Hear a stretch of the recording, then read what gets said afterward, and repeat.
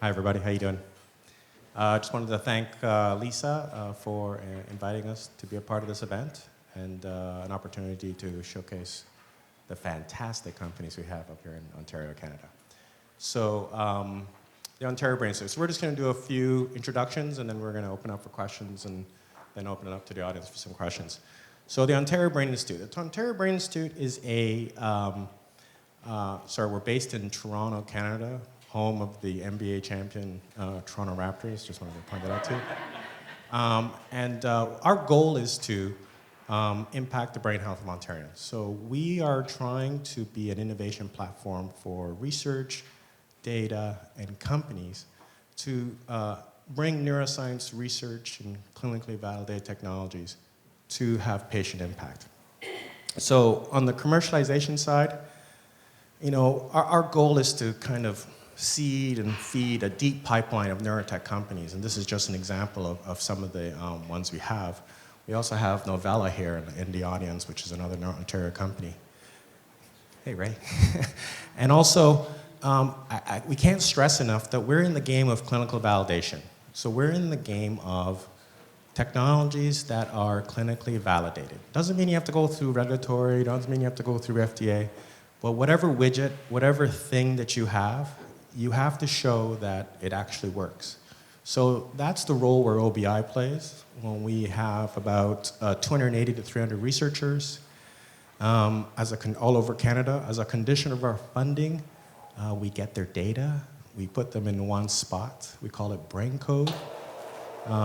Given the conversation we had about the type of data you need for things like AI, we standardized the assessments and the approach and the data collection.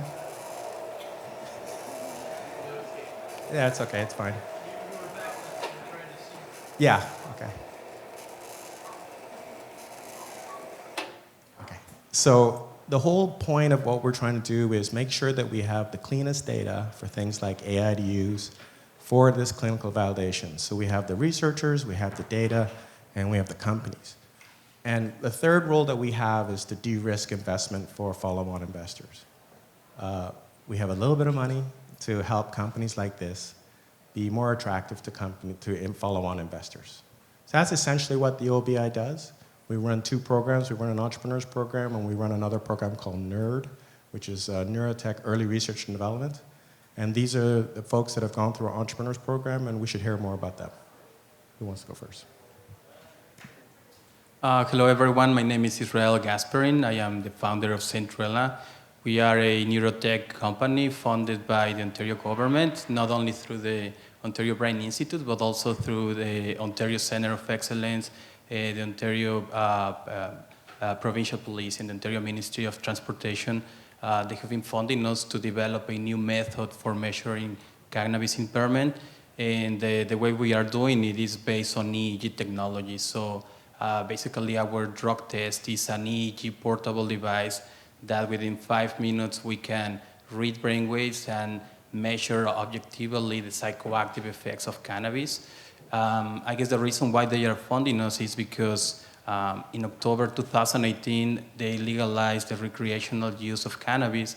But the problem is that the current drug tests cannot accurately, reliably, and objectively confirm if a person is cannabis impaired or was cannabis impaired.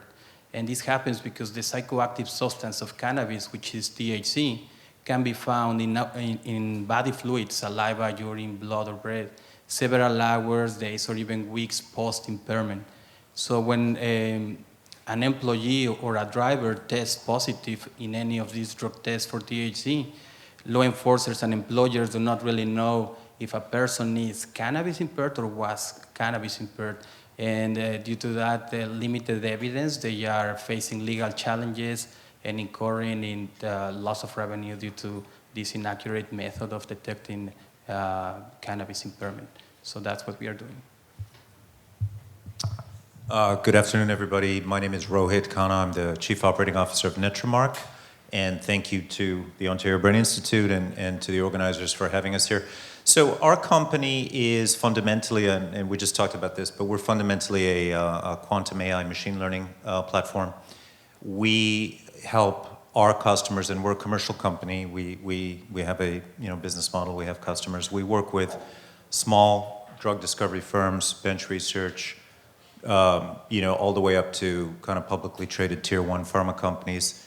And what we do is we help our customers in 3 or 4 main areas. Number 1, with drug repurposing. Number 2, with clinical trial optimization. And 3rd, with that whole precision medicine play, where we can take data sets that our clients give us, we can tell you whether patients are going to respond to treatment, and if they're not going to respond to treatment, and why they're not going to. And I'll just very quickly kind of paint the picture of the 3 pain points that we solve for our customers. So number 1, we can work with very small data sets, and that's a pretty unique value proposition. Large data sets, of course, are expensive to aggregate, and it takes a lot of time. Our platform can look at data insights with as small as 50 patient samples and derive some meaningful insights.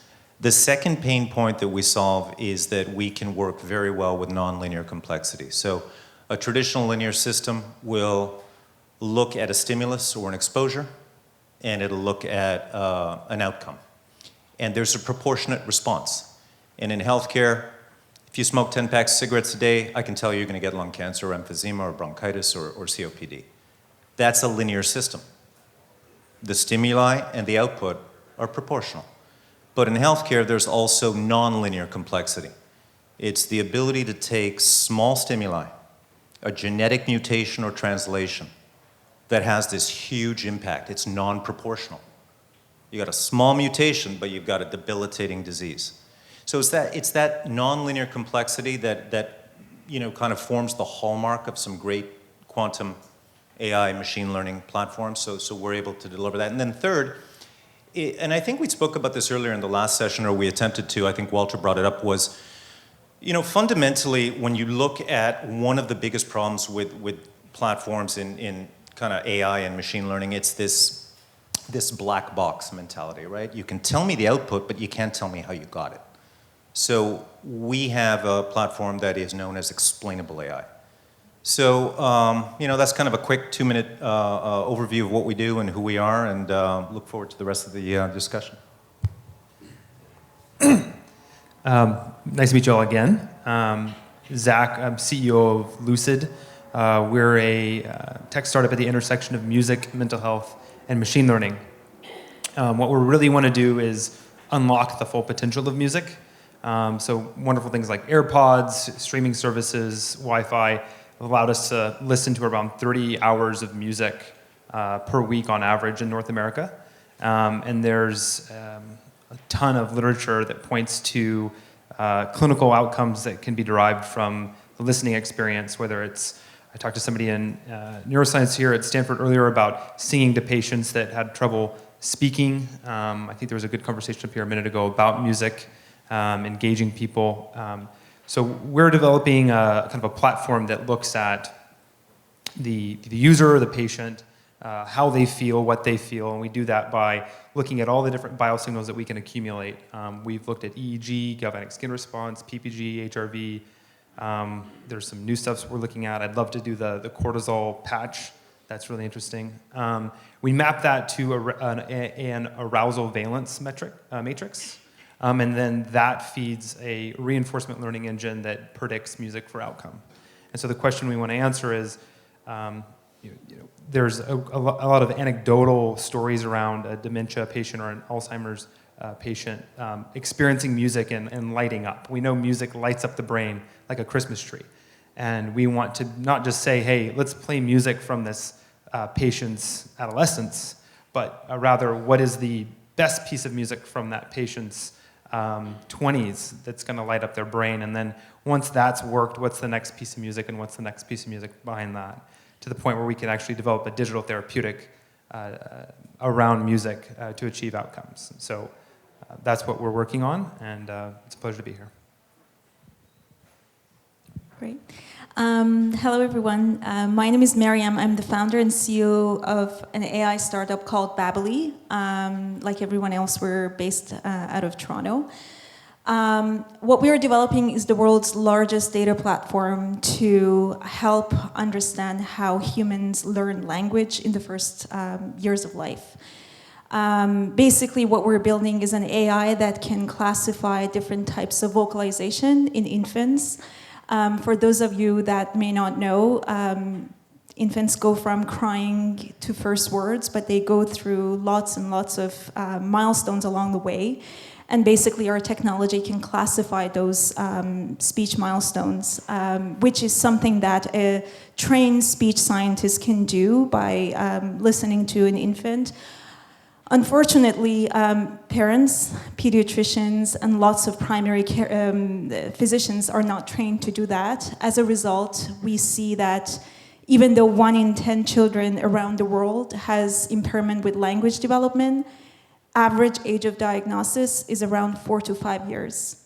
And that is disastrous because not only we are missing the early window of neuroplasticity in terms of providing care and early intervention, it also comes with a lot of negative behavior from the child and also lots of anxiety for the parents. So what we're trying to do is to help parents to understand how their child is developing, starting with speech and language, and then moving to other areas of development such as gross and fine motor skills as well.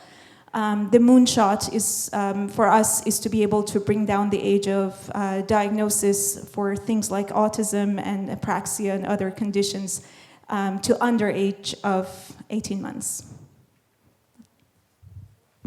Thanks. So my name is Shea Balish. I'm the CEO and co-founder of Curve Health. And effectively what we do is we help everyone build better and healthier bodies by effectively leveraging video to measure human motion. So an economist would say what we're really doing is decreasing the cost and the barriers to collect clinically accurate data on biomechanics, because we can leverage existing technology, cameras, and mobile devices. And so for us, what really keeps me and the company up at night is thinking about how we can really move fast in a healthcare setting with this type of technology, giving that the real economic benefit for our company is scale, right? We're decreasing the cost, we're allowing anyone to collect clinically relevant data. So we're currently an early stage company, and I do want to say one thank you to OBI and ApplySci. Is that the first time I was in San Francisco was this conference last year. The very first venture capitalist we met with right after the conference ended up leading our round. He wrote a check pretty much immediately. And so we've had a good experience here so far, and it's definitely been paying off. Our technology is currently used throughout professional and elite level sport, and of course luxury fitness, more performance and performance contexts where people are looking to really find ways to minimize injury while maximizing performance. And where we differentiate ourselves, again, is ability to collect this data at scale. And so the context for us is healthcare is often very slow. There's a lot of excuses for it being slow. And in some ways, it's a necessity to be slow. We're obsessed with moving fast and collecting a lot of data at scale. And so we're looking at ways of going to market broadly. Thank you very much. So, fantastic, guys, well done. So we've been doing this for 8 years, and I'd say we've supported about 77 companies. And I would say that, there's no previous entrepreneurs here, so the quality of the entrepreneurs we've been seeing has been going up and up. And our entrepreneurs have raised almost $100 million over those 8 years. So we're not going to be so Canadian now, right? So what I want you to do is I want you to give me your biggest, boldest, most bodacious. What are you going to be doing? What is your technology going to do in the largest? When you sit around, you're on the beach, you're on a vacation, and you go, wow, I wish I could be doing this. And I want you, because we see a lot of VG companies, we see a lot of AI companies, we see a lot of chatbots. What makes you different? What's your secret? What is going to make you achieve these magnificent goals? I'll go real quick. I love when I can dispense with the Canadian modesty and brag.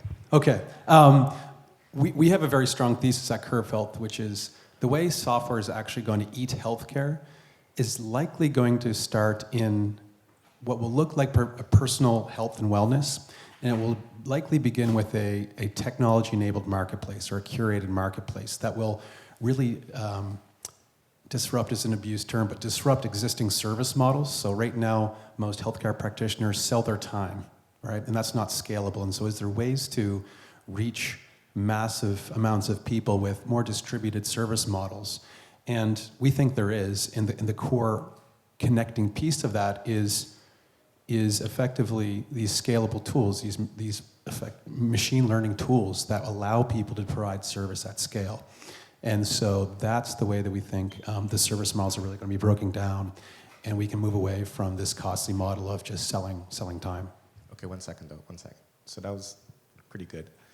Do you want to be in every smartphone, or like what is your, where do you want to be? Like, what is it that?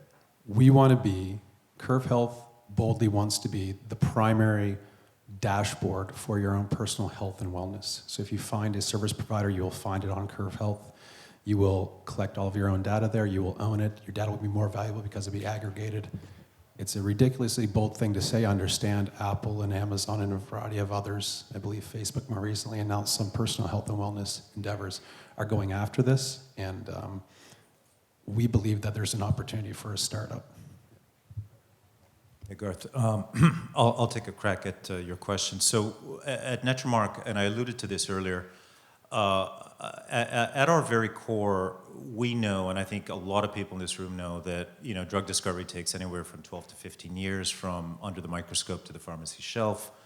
The average molecule, including the failure rate for all the molecules that have preceded it, is about $2 to $4 billion. So our bold vision is that we will fundamentally alter drug discovery. We will accelerate drug discovery. We will allow companies, small and big, to be able to better tailor their therapies to patients. We will be able to better determine placebo non-response, non-responders in general. We'll be better able to tell you who is going to respond to your medication. The vision for us is that we will do some drug discovery on our own through joint ventures with massive companies, but that we will also be the little engine behind a lot of the bench research that goes on right now. Okay, I'll let you off the hook on that one. Okay, who's next? I can go next. So oftentimes what we talk about at Babli is that we're developing the Alexa for the nursery. And the reason I use that metaphor is twofold. One, we believe we need a lot more data at a mass population scale in order to understand what is baseline of babbling for a 6 months to a 9 months old. Right now, we don't have that baseline. And the only way that we can do that is by developing a product that can be mass adopted, has value beyond just health and wellness. So we are looking at educational, entertainment-based experiences that voice can enable in the baby room around family time. And I don't think Amazon or Google potentially have, the trust factor that parents require to allow, their baby's data to be unlocked for services. The other reason why we have this bold vision, and I'm very comfortable talking about that to anybody who wants to hear more after, is babbling is language agnostic. So our technology can scale far faster than any natural language processing-based technology. So we are already talking to Asian partners to scale Babli and launch it in Asia as well. Cool. Yeah, I think neuroscience and artificial intelligence is going to be the future in the drug testing market.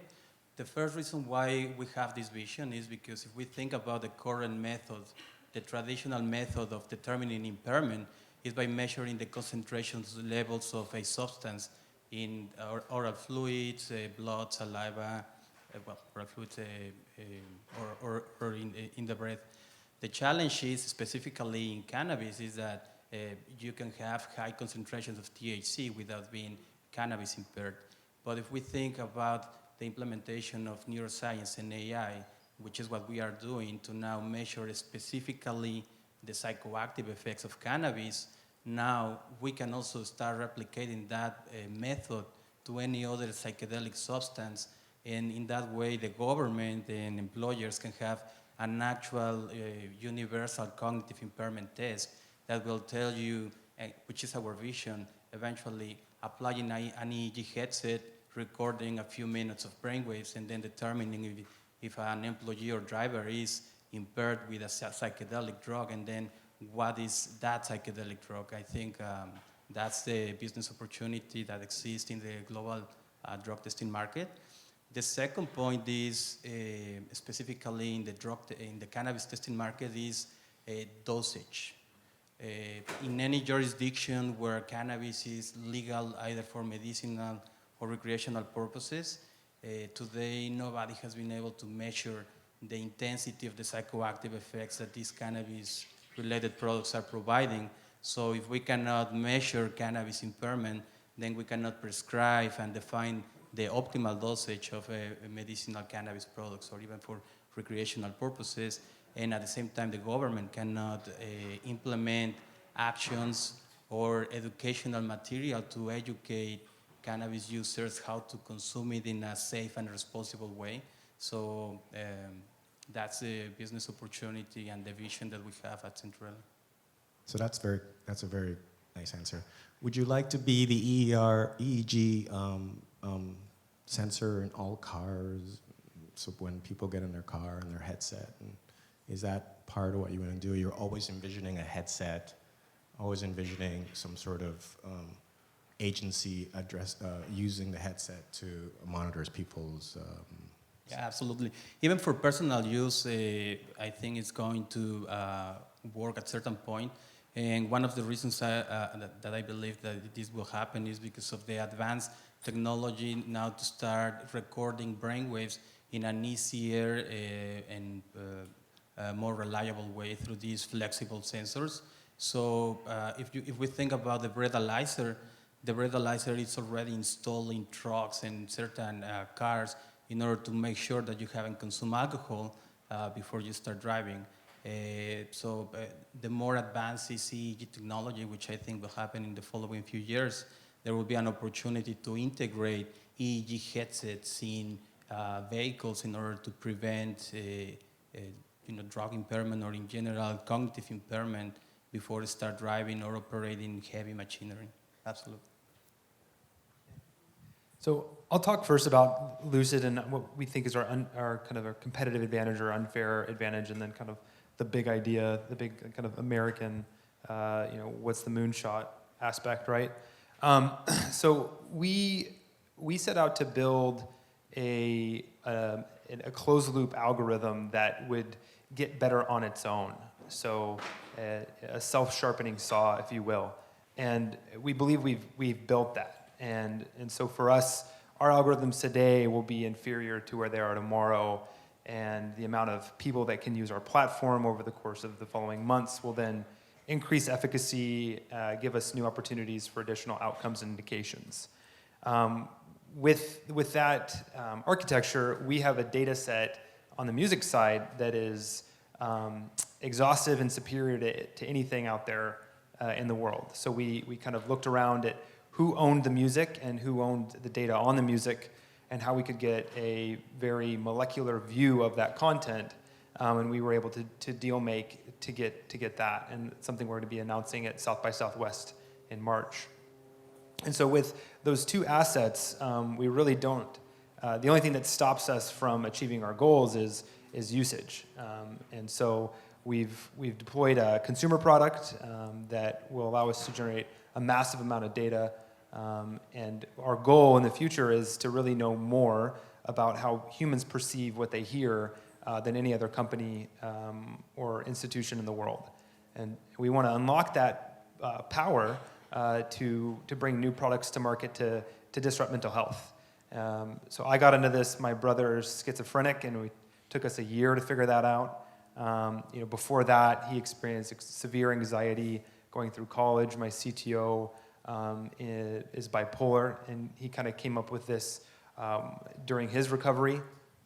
And we look around, and there's some fantastic work happening in the mental health space, but like I mentioned earlier, with digital health and with sensors, we can monitor in real time, we can prescribe in real time, we can optimize.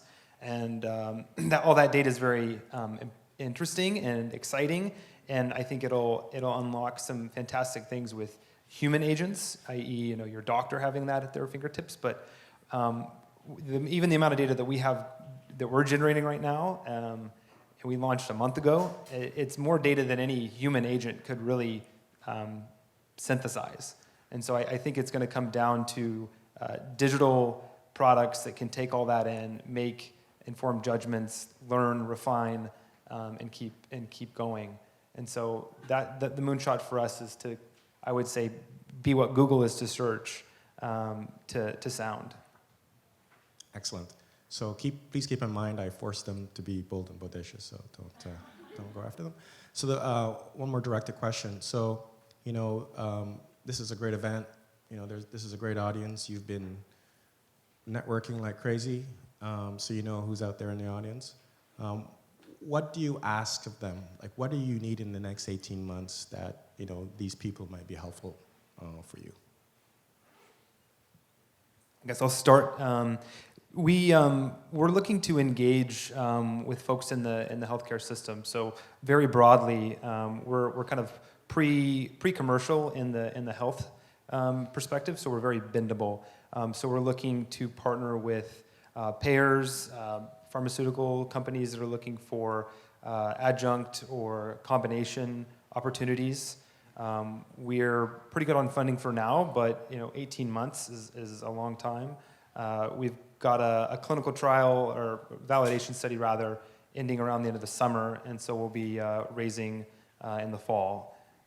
And so really we're looking to engage with the broader ecosystem, share kind of what's behind the curtain of what we've built, and see where it can add value to other people's businesses. Yeah, Garth, so I'll kind of piggyback on that idea. I mean, fundamentally we need customers, but I mean, I guess to be more specific, we're looking to partner with tertiary care institutions, academic hospitals, folks who have data sets and tough problems. And if you can give us those data sets and those tough problems, we're happy to sign an NDA. We're happy to, sign off on legal stuff. We'll show you what our platform can do.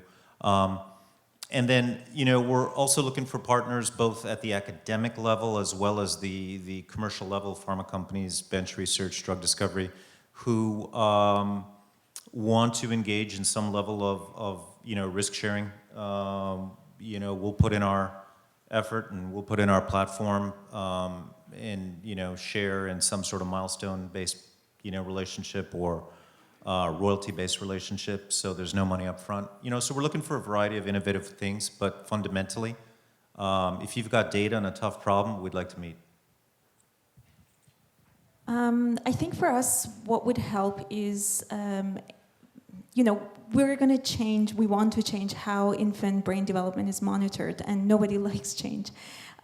So I think it would be great if we can find partners, especially in the clinical setting, who are willing to make a bet on us and potentially do a pilot with us, especially if if they have a practice in the pediatric space. Boston, Seattle Children's Hospital are two that come to mind, Children's National. That would be great, because we strongly believe that these standardized checklists are very dated. They haven't changed in decades. We rely on parent self-reports, and as a first-time parent, you don't know what you don't know. So we really believe that it's time to change that, and we're looking for champions to help us get there as fast as possible. Specifically, we're looking for channel partners within the musculoskeletal health space. So if you're a payer and you have a large opportunity to connect with a number of practitioners that are affiliated with your group, we think we can drive a lot of value. Specifically, we can create a very large ROI for payers or other types of channel partners in this space. I don't need to belabor the point. That's really what we're looking for. We're always fundraising. We don't really stop. So if there's a strategic investor out there that's looking for distributed, scalable tools that deploy clinically accurate biomechanical analysis that can help musculoskeletal care, we're always interested. Okay, I believe that we can become the gold standard in measuring cannabis impairment or any other form of impairment coming from psychedelic substances. So what we are looking for is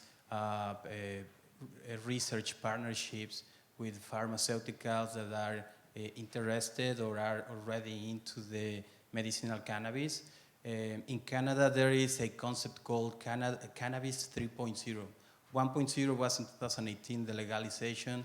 2.0 is happening right now with the legalization of edibles and drinks and all of these. The next wave that the Canadian industry is focusing on is the pharmaceutical industry, because now there will be medicine classified as a pharmaceutical drug based on cannabis. So there are research opportunities there. We would like to explore potential research opportunities, and at the same time, we are also looking for smart money. We will require funds in order to continue implementing and developing our vision. At the same time, we want to have strong influencers in safety or in the pharmaceutical industry or in the medical cannabis industry that help us to accelerate the adoption process of our technology. Great. Good work, guys. So I'm going to open up the floor for any questions anybody has at the moment. I have a question for Israel. So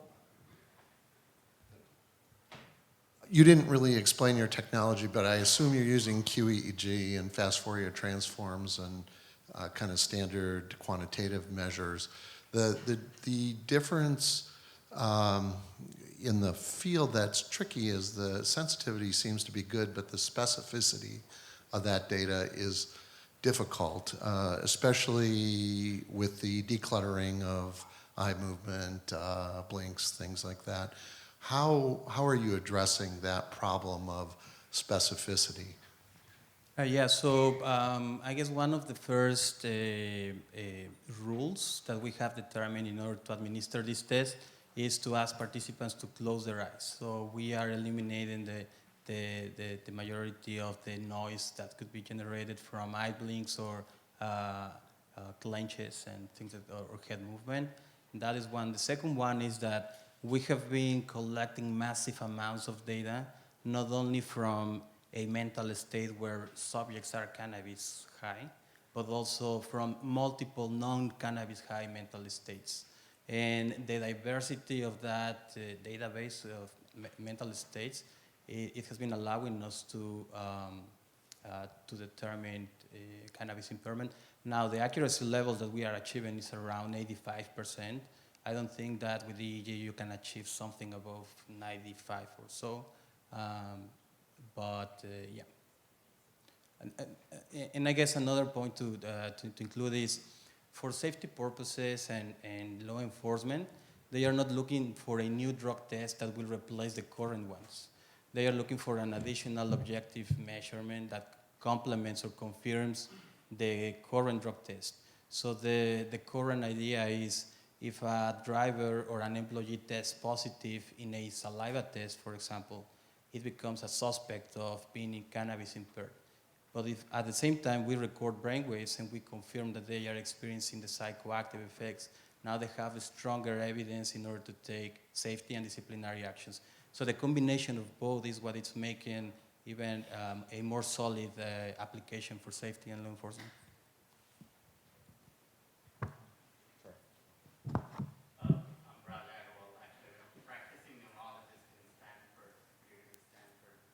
So I have been seeing EEGs for the last 15, 20 years every day of my life. And can you explain me what do you see exactly which can differentiate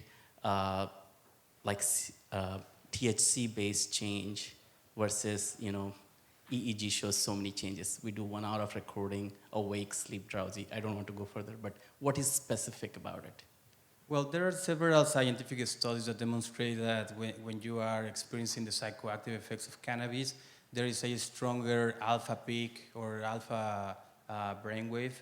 But I guess our proprietary algorithms, what we are finding is, after collecting massive amounts of data and finding repetitive features that like it hasn't been possible to find before because nobody had these amounts of EEG data. Yeah, that's where are you able to find specific change? Because as I said, I've done tons of EEG in my life, and even for a stroke patient, I cannot find a specific change, I could say, even after seeing like 10,000 EEGs. So are you able to really detect it? Because otherwise, it's so vague test, because you're looking at a brainwave through so many layers. You know, you have a big, thick skull layer, right, and then you have hair on top, and you're recording from top of that, so you're like 2 centimeters away from the brain.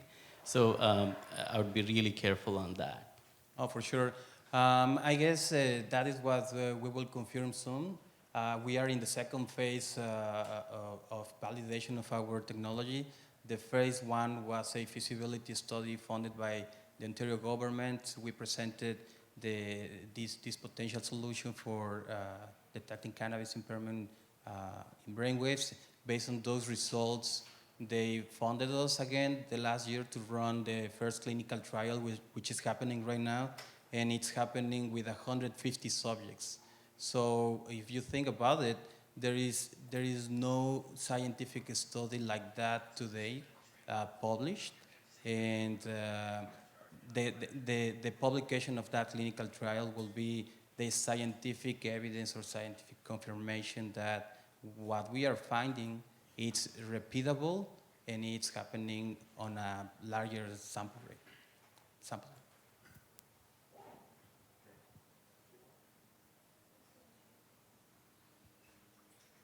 Hi, question for Zach. You referenced a validation study that's about to read out this summer. Just curious about what exactly you're studying and aiming to demonstrate, and maybe what might be in the future for you in terms of evidence generation. Yeah, so right now we're launching a study at the Smart Lab at the Ryerson University. So we're recruiting students with moderate to severe trait-based anxiety based on this STIXA and the PANAS, the positive and negative emotion self-assessments. In that study, we've got several cohorts. A number of them are kind of based on our product and a control, and we'll be publishing that later this fall. With the kind of self-assessments, there's EEG in the study, galvanic skin response, heart rate variability, kind of anything under the sun that we can throw in there to help us understand more about what we're doing with our platform. Based on that, that's really looking at acute anxiety in this kind of student population. From there, we hope to go to more of a longitudinal study. Ultimately, we think that music can play a role in neuroplasticity, and so we'll go there. Eventually, we'll design RCT. So the head of clinical psychiatry at the Center for Addiction and Mental Health, Farouk, we're working to do an RCT there. And so right now, we're trying to understand what are the kind of primary outcomes of that study that we want to measure, and that's why one thing we want to do is engage with the broader community to get a better study design for that RCT when we get there. So you're trying to demonstrate therapeutic effect directly of your product? Yeah, we do, and we want to start with anxiety. We think that there's a broad a need for a digital therapeutic that treats anxiety and an anxiety disorder, and then we see that anxiety is comorbid with almost every neuropsychiatric disorder space. And so we see it as kind of a gateway indication for us. And if we can go from, with our consumer products, showing a big lift on stress and well-being for right now predominantly first-time mothers on our platform dealing with depression and anxiety, and then moving to clinical indications and outcomes around anxiety disorders. And then there's, I think, a broad and big future for us with music as medicine. Thanks. Thank you.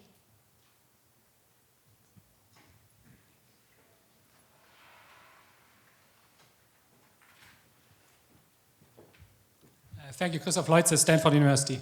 I have a question to Rohit about drug development and checking whether a certain patient responds to a certain drug. In the mental health space, we already have a very similar question for existing drugs. So you have, like, if somebody's diagnosed with depression, they get prescribed drug A, then you test whether the person responds to drug A. If he doesn't respond, you go drug B, drug C, and so on. So I have a very similar question.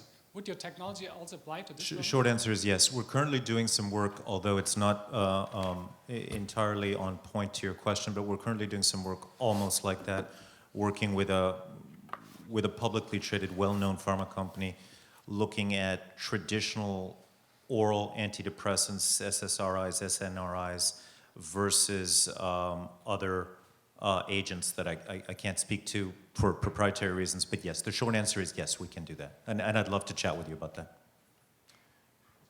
Okay, so, one more. Last question.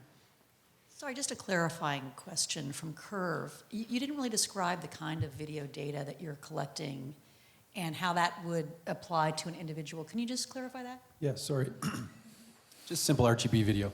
Video taken from your mobile device. So crude, low-end video. And so that's our core thesis, right, is we're not a wearable company. We're leveraging the mobile device in everyone's pocket. And so we're 100% software, and we're focused on really scaling and collecting data. Yeah.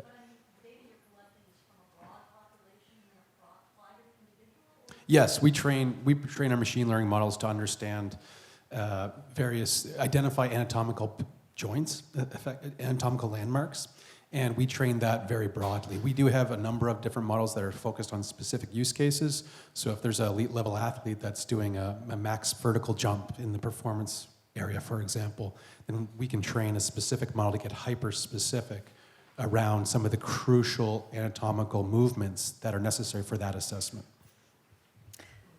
Thank you very much. I think we're out of time. Oh, okay. Thank you very much, everybody. Thank you.